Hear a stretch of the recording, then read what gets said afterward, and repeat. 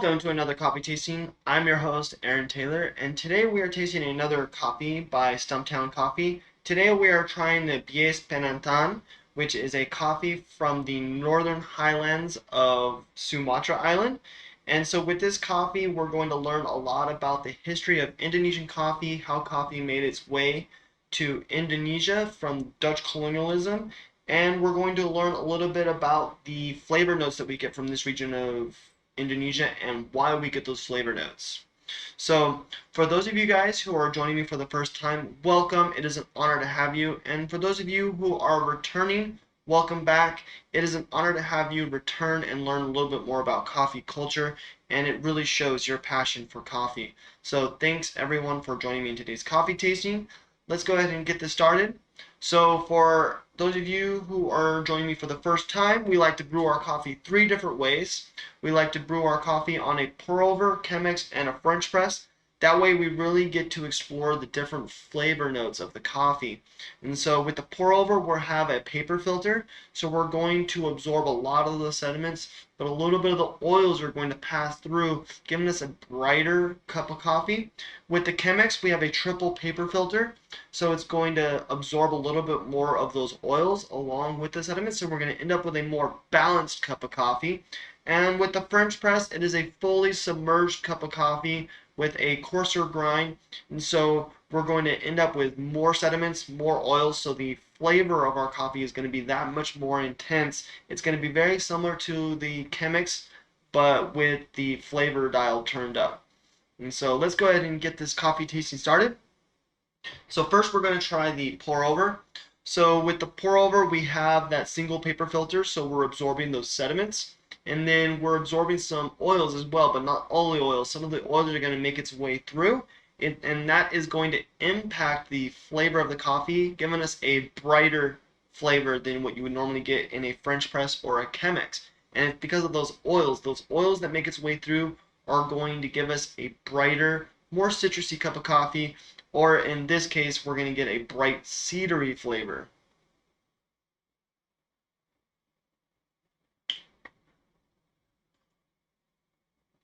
So initially, right off the bat, we're getting that bright cedar notes. It's fairly intense, but not overwhelming. And then as those cedar notes start to wash away, we get those spice notes. So we're left with a slightly subtle spice flavor on the center of our tongue as those bright cedar notes on the sides of our tongue start to wash away. Really, really good. I'm not a big fan of that bright cedary flavor at the very beginning, but those subtle spice notes that we get as the palate starts to clear is very nice, very, very smooth. So now we're going to try the Chemex. With the Chemex, we get a triple paper filter, and with the triple paper filter, that means we're absorbing more sediments and more oils. And so with the extra amount of oils being absorbed through the paper filter, we're not going to end up with as bright of a cup of coffee as we did with the pour over. So this, we're going to get a more subtle cup.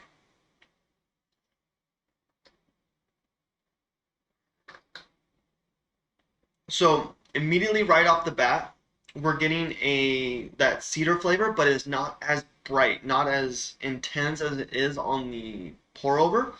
But we are getting some of those spice notes right off the bat as well. So we're getting that cedar flavor and the spice notes together at the very initial sip. And then as the palate starts to clear, we're left with a very subtle spice flavor. Not as intense spice flavor as the pour over. With the pour over, the spice flavor lingering, the lingeriness of the spices kind of gives you somewhat of a dry palate. While here we're not getting that dry palate like we do on the pour over. We're just left with that subtle spice flavor in the center of our tongue. It's not overwhelming. It's very smooth and subtle. Really, really good. So now with the French press is a fully submerged cup of coffee.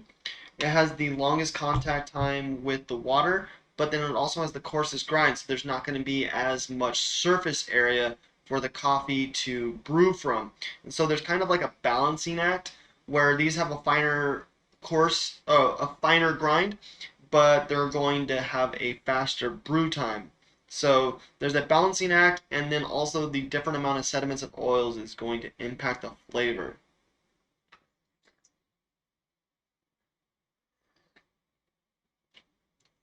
So with the French press, we're getting that very intense, bright, cedary flavor in the very beginning as well.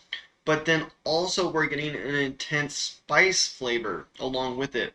So while we have the intense cedar notes on the pour over, and then we don't get those spice notes till the palate clears away, and the Chemex, we kind of get both of them hand in hand, but then both flavors aren't very intense. The French press, we're getting a very intense, bright, cedary flavor alongside those really strong spice flavors. And it almost gives it a cinnamon woodsy spice. So with the Chemex, or sorry, with the French press, it would go really well with maybe like an extra shake of cinnamon and some oat milk in there to help bring out that cinnamon, that spice flavor with the woods, with the cedariness, and then that oat milk will kind of give it that creamy flavor. So I think that this coffee would be great with a little bit of cinnamon and oat milk just because of the flavor notes that it has on its own would really pair well with that cinnamon oat milk flavor. Really, really good. So now we're going to learn a little bit about Indonesia's coffee and how coffee made its way to Indonesia, and then how the coffee, how the processing methods in this region affect the flavor. So with this particular part of the world, they have a wetter climate. Different the demographic of this area doesn't necessarily allow them to do like a sun-dried method or a fully washed method. And so with this coffee, they use what's called a wet hold method. And so what they do is they take the cherries, the coffee cherries, and they put it into a hand cranked depulper. And what this does is it pulls the cherries off the beans, and then it just leaves a little bit of the fruit left with the parchment paper that protects the bean. And then they put that into a bath and they let that ferment for less than a day. And then also, normally when coffee growers, when they dry their beans, it can take a couple weeks to dry. With this coffee, it takes less than, with this drying method, it takes less than 24 hours. And the reason why they do this method is because coffee grows so fast in this region of the world that they really have to export their coffee quickly. And so what they do is they dry their coffee to around 50%, which is much more, has a lot more moisture than what dryers typically dry their beans to. And so when they export their beans are still swollen from the amount of moisture that are inside them.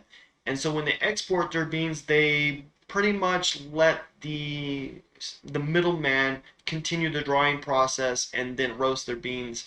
And so that's the method that they choose from this in this region of the world. And the reason why they choose this method is because of the area and the climate of this region of the world doesn't allow them to do some of the other processing methods that other coffee regions choose.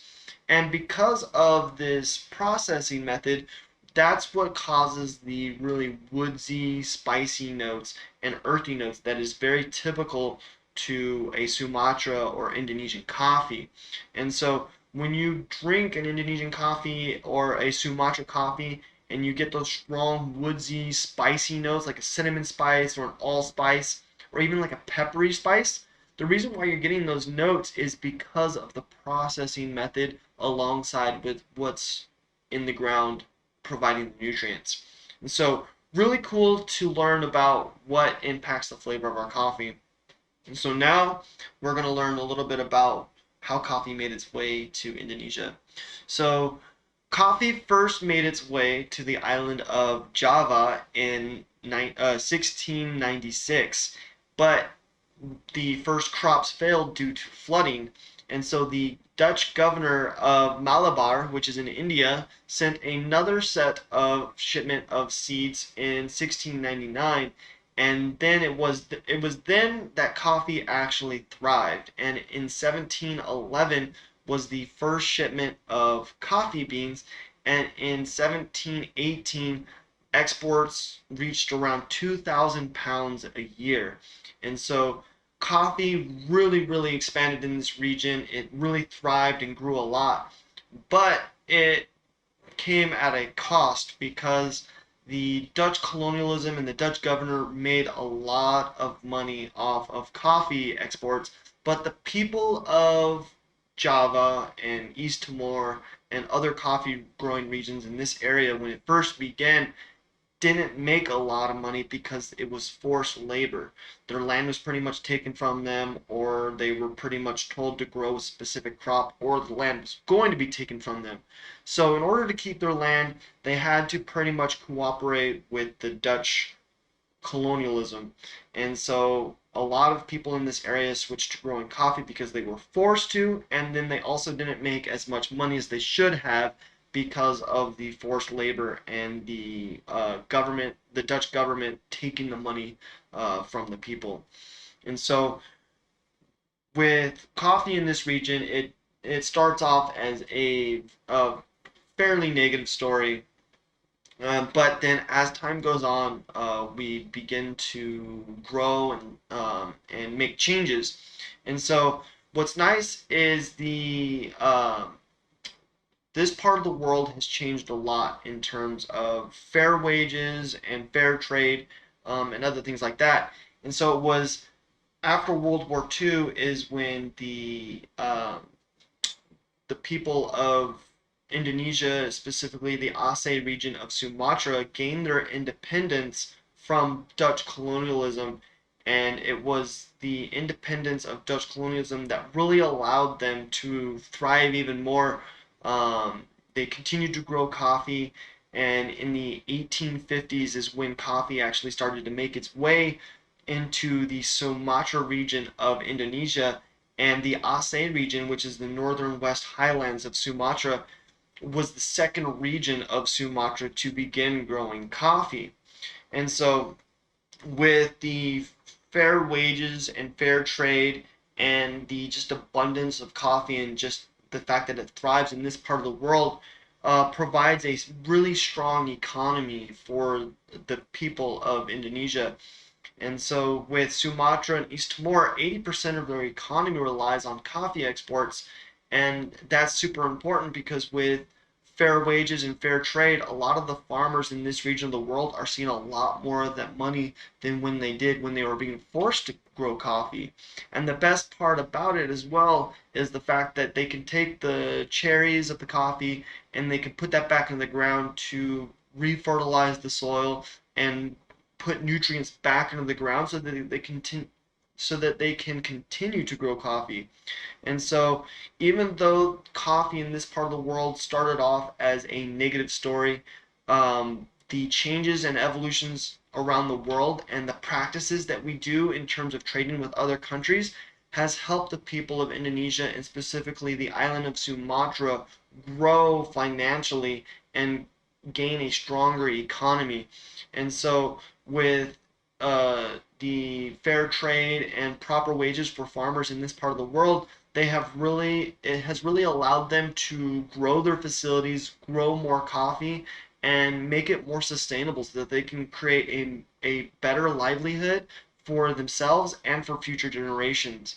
And so this is just a true inspiration for how coffee can shape different parts of the world through growth and economically and society.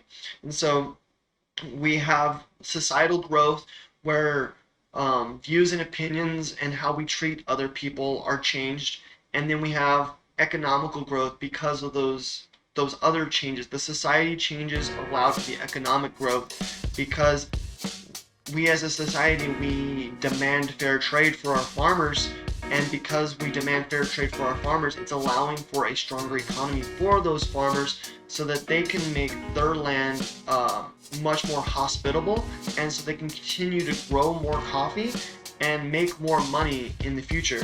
And so that's what's so important about this coffee, and what's so so inspiring about it is the fact that we can start from a negative story, and through changes and adaptations throughout the world, we're able to help communities across the world grow and evolve and create a stronger economy. And coffee is just one of the many examples of how we can make that happen through fair trade, exports, imports, and coffee.